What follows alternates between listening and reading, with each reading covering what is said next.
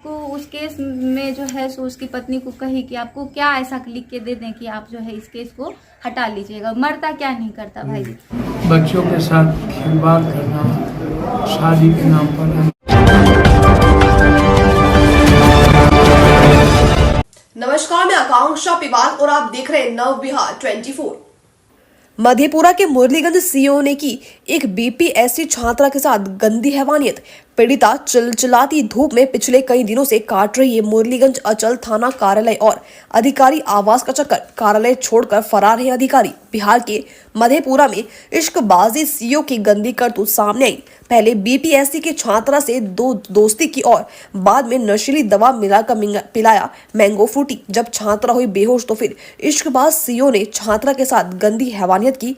वहीं जब होश में आई छात्रा तो सीओ ने मांगी माफी और ईश्वर को साक्षी मानकर किया शीतला मां के मंदिर में शादी। अब पत्नी को अपनाने से आरोपी सीओ ने किया इनकार। वहीं सीओ के परिजनों ने किसी और लड़की से सीओ का करवाया एंगेजमेंट व दहेज स्वरूप लिया महज 70 लाख। जैसे पीड़िता को इस बात की लगी भनक तो मधेपुरा के मुरलीगंज पहुंची पीड़िता। सीओ से खुद मुलाकात कर बात करने की उठाई जहमत, लेकिन इश्कबाज सीओ किसलय कुमार ने अपना कार्यालय छोड़कर फरार हुआ। वहीं पीड़िता पिछले 7 दिनों से सीओ कार्यालय और सीओ आवास के चक्कर काट रही और न्याय को लेकर दरबदर भटक रही पीड़िता।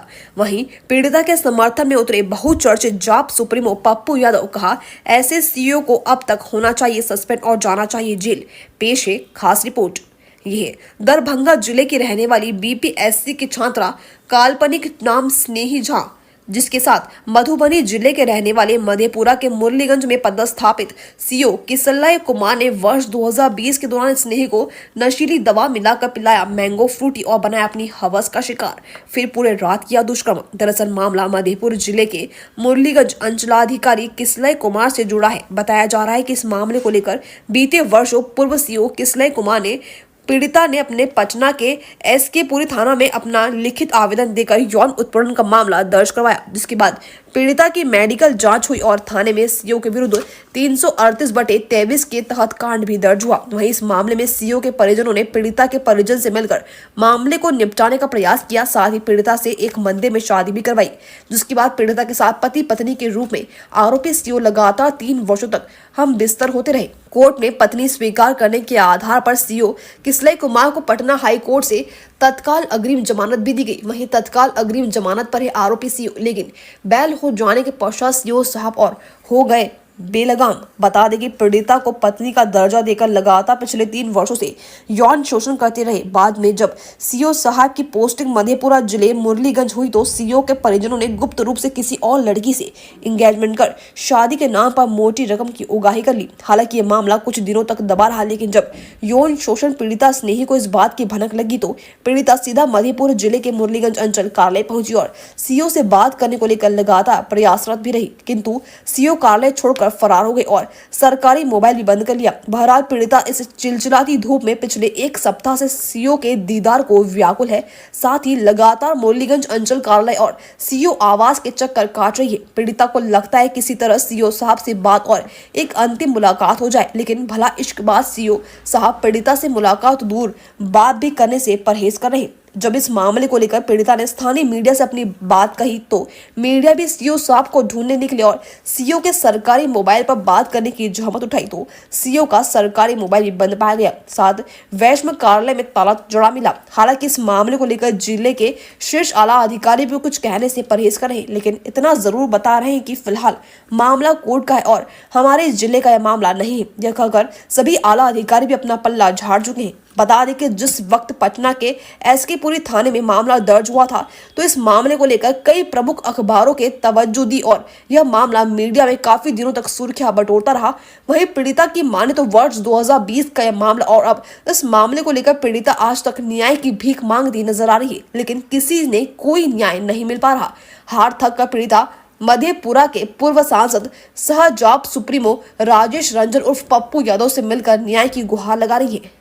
नहीं अवगत थी तो पुलिस से जिस तरह से अन्य जनता डरती है और स्थानीय प्रशासन से मैं भी, तो मैं आपको उस केस में जो है सो उसकी पत्नी को कही कि आपको क्या ऐसा लिख के दे दें कि आप जो है इस केस को हटा लीजिएगा। मरता क्या नहीं करता भाई जी। मैंने एक शपथ पत्र पे लिख करके दे दिया और उसी शपथ पत्र को ये सब जगह दिखा रहे हैं और मुझे बदनाम कर रहे हैं। अच्छा। और इन बातों से मैं जो है किसला जी को पहले अवगत करा चुकी थी, उसका भी प्रमाण है मेरे पास। अच्छा, ये वही बात। अगर 1 मिनट भाई जी, यदि इनको उस बात से प्रॉब्लम था तो ये 4 साल क्यों रहे मेरे साथ, कहिए। आप वो 2 महीना बाद भी कह सकते कि हम आपसे शादी नहीं कर सकते हैं, क्यों नहीं जवाब दे रहे हैं। अच्छा, आपके संबंध के और इनके जो है संबंध आपसे जो थे इस बीच का कोई प्रमाण आपके पास? बहुत सारे सर फोटोग्राफ्स हैं। अब आप कहिएगा जो आपत्तिजनक फोटो इसलिए नहीं है, कोई भी शादीशुदा व्यक्ति, चाहे आप हो चाहे कोई भी हो, अपनी पत्नी के साथ या पति अपनी पत्नी के साथ या पत्नी पति नहीं, के साथ सामान्य नहीं रूप से रख कुछ सकते। प्रमाण होता है। सामान्य रूप से फोटोग्राफ्स है, जो कुछ रिकॉर्डिंग आप कहिएगा, ये रिकॉर्डिंग मैं जून से करने लगी, नहीं तो वो भी नहीं रहता मेरे पास, क्योंकि मुझे इन पे इतना ट्रस्ट था। मुझे लगा कि जब से मुझे इन पे संदेह होने लगा भाई जी, तब से हम रिकॉर्ड ऐसे नॉर्मली फोटो। अच्छा, ठीक है। इस मामले में जब आप यहाँ 3 दिन से हैं, कई लोगों ने आपको धमकियां भी दी हैं, तो क्या आपने इसकी सूचना जिला प्रशासन या पुलिस को दी है? जिला प्रशासन को सर मैं सूचित इसलिए नहीं कर पाई हूँ, मैं गई भी थी तो मुझे मेरी भेंट नहीं हो पाई डीएम साहब से। हाँ, मुझे जो है वहाँ से फ़ोन करके कहा गया कि आप चुनाव के बाद आइए, मिलते हैं। अच्छा, जिला प्रशासन की? जिला, हाँ, डीएम साहब के कार्यालय से फ़ोन भी आया था मुझे। अच्छा, तो अब आपकी क्या डिमांड है? अब क्या चाहते हैं इस मामले में आप? मैं क्या चाहती हूँ सर, मुझे न्याय दिलवा दीजिए, आप लोगों की शरण में आए हैं। न्याय के रूप में यही चाहती हूँ कि वो मुझे जो कमिटमेंट किए थे उनको वो मान ले, अच्छा, है तो ना? अगर नहीं मानेंगे तो फिर अच्छा, कोर्ट से जो बेल पर ये बाहर हैं, हाँ। तो उसमें कमिटमेंट क्या है कि हम इन्हें पत्नी स्वीकार करेंगे या फिर अपने किए पर पछतावा, कैसा है वो कमिटमेंट? कमिटमेंट आप सर बेल ऑर्डर की पे देख लीजिए। जी जी, हाँ, बिल्कुल। बेल ऑर्डर देख लीजिए। इन्होंने बेल लिया है कि रिलेशन विद कंसेंट को आधार मान करके बेल लिया है अच्छा, है ना। और आप देखेंगे कि जो लिव इन रिलेशनशिप का क्या प्रावधान है भारत में, उसके लिए क्या प्रावधान है, महिलाओं के सुरक्षात्मक दृष्टिकोण से जो है सुप्रीम कोर्ट के द्वारा उसमें क्या क्या जो है सो दिया गया है प्रोविजंस, तो सर आप उसको देख सकते हैं। चलिए, आखिरी में आप जिन पर आरोप लगा रहे हैं उनका नाम और पूरा परिचय बता सर दीजिए। उनका नाम है किसलय कुमार जी। और वो मधुबनी जिला के अंतर्गत भपटियाही गांव के निवासी है, थाना लोकही के अंतर्गत पड़ता है, लेकिन वर्तमान में वो लोग घर बना करके निर्मली, साकिब निर्मली थाना चौक पे रहते हैं, वार्ड नंबर 5 का घर है। वर्तमान में मुरलीगंज अंचलाधिकारी। हाँ, और मुरलीगंज में अभी ये अंचलाधिकारी है। चलिए, मैं आई थी जो वर्तमान में आपको मुरलीगंज ब्लॉक के वो जो हैं सो सीओ हैं, और ये अभी 6 दिसंबर को जो है इनको ज़मानत मिली है और ये अभी जो है अग्रिम ज़मानत पे है। तो मेरे बेल ऑर्डर के अनुसार जो है सर मैं इनसे बात करने का प्रयास कर रही हूँ दिसंबर से ही।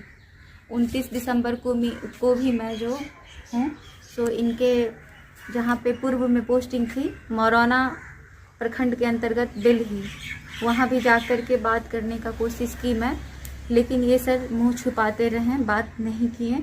वहाँ जनता करीब आपको फिर मैं आई, 29 दिसंबर को भी आई, उसके बाद 4 जनवरी को भी मिलने का प्रयास की। तो 4 जनवरी को जो है जनता को नहीं रहा गया, वहाँ के जो स्थानीय लोग हैं उन लोगों का मुझे सहयोग मिला और जनता ने भी जानना चाहा कि आखिर क्या मामला है, कि आप क्यों नहीं जो है बात कर रहे हैं लड़की से।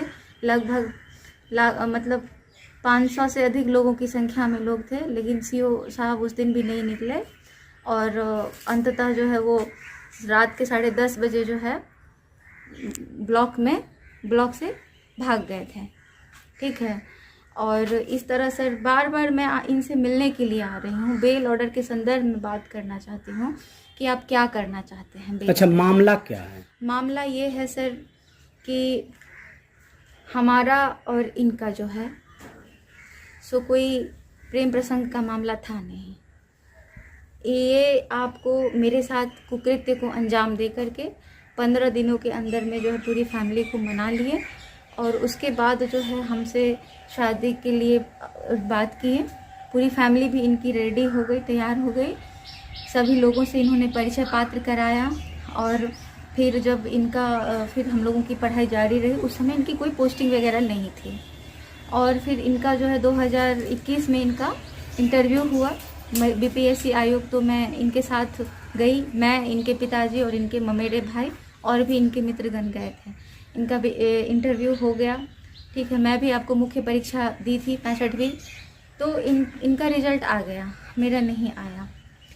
तो फिर मैंने इनसे जो है व्यंगात्मक रूप से पूछा भी कि जो अब तो मतलब आप तो मतलब शादी वादी नहीं करेंगे ये वो, तो बोले नहीं ऐसा कुछ नहीं है कि हम जो है सो आप ही से शादी वादी करेंगे। फिर बात शादी की चलने लगी, बीच में इनके दादाजी का देहांत हो गया। अब 1 साल तक तो हिंदू रीति रिवाज के अनुसार कुछ होगा नहीं। 2022 में जो है इनके दादाजी का जो है बरखी होने के बाद जो है सो आपको हुआ क्या कि फिर मैंने इनसे कहा कि बात कीजिए पिताजी से, तो ये जो है सो फिर बातचीत किए, हमको बोले टालते गए। इस तरह मैं आपको फिर 23 आ गया फरवरी 2023 में, बोले कि पिताजी आपसे जाएंगे मिलने के लिए, लेकिन भाई जी हमसे कोई मिलने नहीं आए, ठीक है।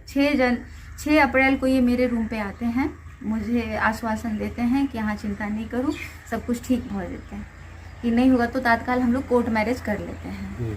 और दीदी की शादी करने के बाद जो है, दीदी यानी इनकी बहन ऋतुप्रिया, इनकी शादी करने के बाद हम लोग शादी कर लेंगे। तो मुझे कोई ऐतराज नहीं रहा, मैंने कहा ठीक है। इसी बीच में मुझे सर पता चला 5 जून को जो है कॉल आया इनके पर, ये बोले कि हम अगला जो है बैठक रखेंगे 11 जुलाई 2023 को, क्योंकि 10 जुलाई को सोमवारी का पहला व्रत था, ठीक है। 11 जुलाई को निर्मली में सर होना था ये बैठक, लेकिन पिताजी उपस्थित नहीं हुए।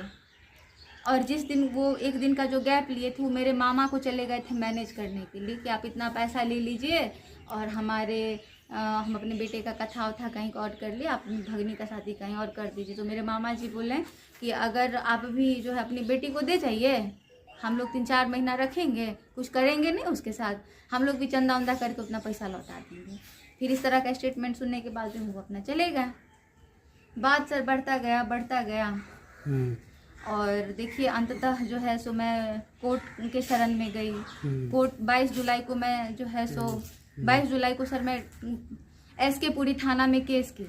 तो महिला SI हमारी जो थी पिंकी प्रसाद, उन्होंने कहा कि 3 दिन का उनको टाइम देके बुलाते हैं, समझाते हैं कि ठीक नहीं होगा, जॉब करते हैं, ये फलाना चिलाना। तो मैंने कहा ठीक है, इनको 3 दिन का समय दिया गया, लेकिन ये लोग आए नहीं, वहाँ भी नहीं आए, सुन रहे हैं, वहाँ भी नहीं आए। उसके बाद जो है सर क्या हुआ कि वहाँ भी नहीं आए, तब मामला कोर्ट कैसे पहुँचा? मामला कोर्ट पहुँच गया सर इस तरह से, क्योंकि पिताजी हम पे गलत आरोप लगा रहे थे और साथ में किसले जी भी गलत आरोप लगा रहे थे। अच्छा, पिताजी कौन? इनके पिताजी या आपके पिताजी? इनके पिताजी को पिताजी कहते हैं। अच्छा ठीक। पिताजी भी गलत आरोप लगा रहे थे, कह रहे थे कि लड़की को मैनेज कर लिए हैं, पैसा दे दिए हैं, ये वो गलत है। बहुत सारा आरोप प्रत्यारोप किया जा रहा था।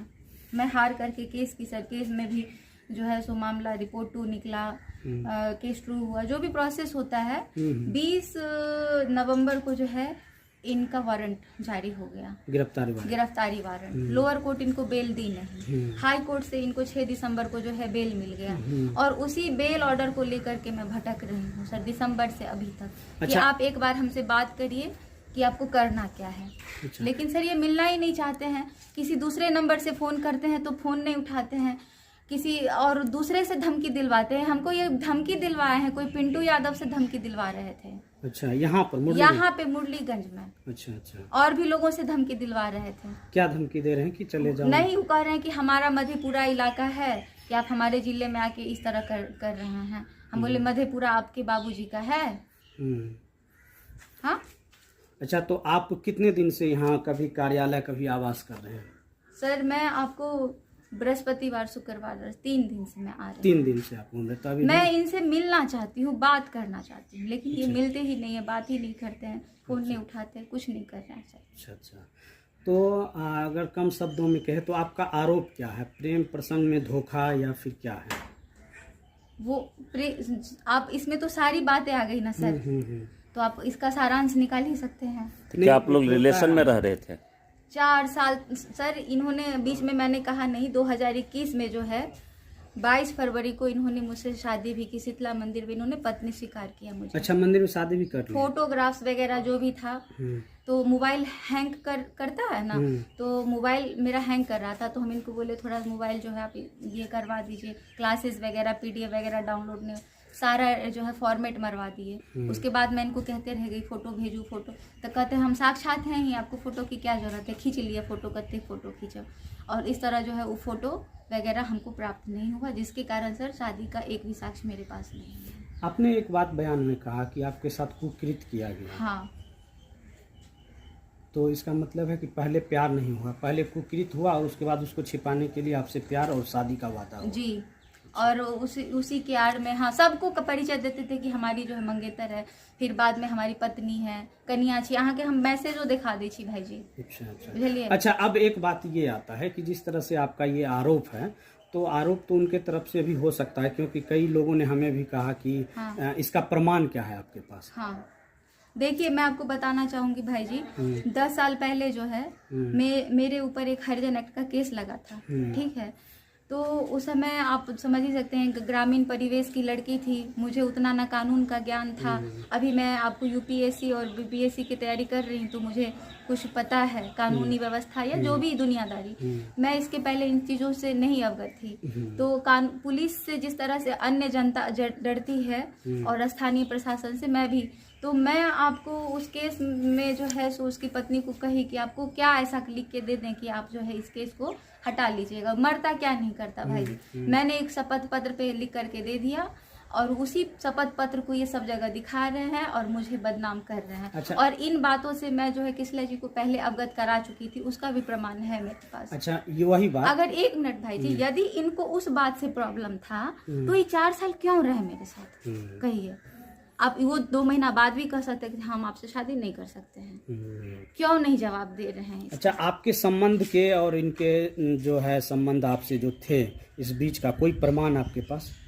बहुत सारे सर फोटोग्राफ्स हैं। अब आप कहिएगा जो आपत्तिजनक फोटो इसलिए नहीं है, कोई भी शादीशुदा व्यक्ति, चाहे आप हो चाहे कोई भी हो, अपनी पत्नी के साथ या पति अपनी पत्नी के साथ या पत्नी के साथ सामान्य नहीं रूप से रख कुछ सकते। प्रमाण होता है। सामान्य रूप से फोटोग्राफ्स है, जो कुछ रिकॉर्डिंग आप कहिएगा, ये रिकॉर्डिंग मैं जून से करने लगी, नहीं तो वो भी नहीं रहता मेरे पास, क्योंकि मुझे इन पे इतना ट्रस्ट था। मुझे लगा कि जब से मुझे इन पे संदेह होने लगा भाई जी, तब से हम रिकॉर्ड नॉर्मली फोटो। अच्छा, ठीक है। इस मामले में जब आप यहाँ 3 दिन से हैं, कई लोगों ने आपको धमकियां भी दी हैं, तो क्या आपने इसकी सूचना जिला प्रशासन या पुलिस को दी है? जिला प्रशासन को सर मैं सूचित इसलिए नहीं कर पाई हूँ, मैं गई भी थी तो मुझे मेरी भेंट नहीं हो पाई DM साहब से। हाँ, मुझे जो है वहाँ से फ़ोन करके कहा गया कि आप चुनाव के बाद आइए, मिलते हैं। अच्छा, जिला प्रशासन को? जिला, हाँ, DM साहब के कार्यालय से फ़ोन भी आया था मुझे। अच्छा, तो अब आपकी क्या डिमांड है? अब क्या चाहते हैं इस मामले में आप? मैं क्या चाहती हूँ सर, मुझे न्याय दिलवा दीजिए, आप लोगों की शरण में आए हैं। न्याय के रूप में यही चाहती हूँ कि वो मुझे जो कमिटमेंट किए थे उनको वो मान ले, है ना? वो अगर नहीं मानेंगे तो फिर अच्छा, कोर्ट से जो बेल पर ये बाहर हैं, परिवार से कि जो वहीं इस मामले को लेकर पीड़िता स्नेही ने जब मधेपुरा के पूर्व सांसद सह जाप सुप्रीमो राजेश रंजन उर्फ पप्पू यादव से मिलकर अपना न्याय लेकर गुहार लगाई, तो जाप प्रमुख पप्पू यादव ने खासकर जी मीडिया से कहा कि देखिए, यह मामला सिर्फ मुरलीगंज के सीओ किसलय कुमार का नहीं बल्कि पूर्णिया जिले के बनमनकी BDO का भी है। और जहां तक मधेपुरा के मुरलीगंज सीओ किसलय कुमार का मामला है, तो इस मामले में सीओ को अब तक सस्पेंड होना चाहिए और जेल में होना चाहिए। मुझे लगता है इस मामले में बिहार के किसी रसूखदार का बड़ा हाथ है, जिस कारण कार्रवाई नहीं हो रही, जो काफी निंदनीय और दुखद है कि यह लोग सोच ले अगर बच्ची के साथ दुष्कर्म किया है तो पप्पू यादव इस बच्चे के साथ है। हम इस मामले को लेकर अपनी आवाज बुलंद करेंगे, जरूरत पड़ी तो ऊपर के शीर्ष नेतृत्व से बात कर न्याय दिलाने हेतु हर संभव मदद भी करेंगे। देखिए, एक सीओ का मामला नहीं है, वीडियो बनमनखी उसका भी मामला है, सीओ का मामला है।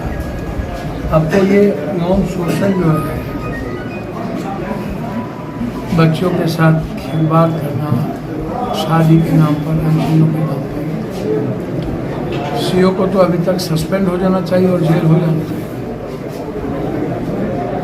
अभी तक सीओ का सस्पेंड नहीं होना और जेल में नहीं जाना। मैं समझता हूँ कि किन रसूखदार लोगों का इसमें भागीदारी है। मैं इसके लिए बात करूंगा और जरूरत होगी तो इस बच्ची के साथ करूंगा। इस देश में दूसरा निर्भया जैसे हालात ही पैदा हो जाएंगे। सिस्टम पर उठता एक बड़ा सवाल। इन सवालों के कटघरे में खड़ा है जिला प्रशासन और बिहार सरकार। मधेपुरा से रमन कुमार की रिपोर्ट। इसी तरह अपने आसपास और देश दुनिया की प्रत्येक खबरों से अपडेट रहने के लिए हमारे चैनल को सब्सक्राइब करें, साथ ही बेल आइकन भी दबा दें ताकि आपके आसपास और देश दुनिया की प्रत्येक खबर आपके मोबाइल पर सबसे पहले पहुंच सके और इस न्यूज को ज्यादा से ज्यादा लोगों तक शेयर करें।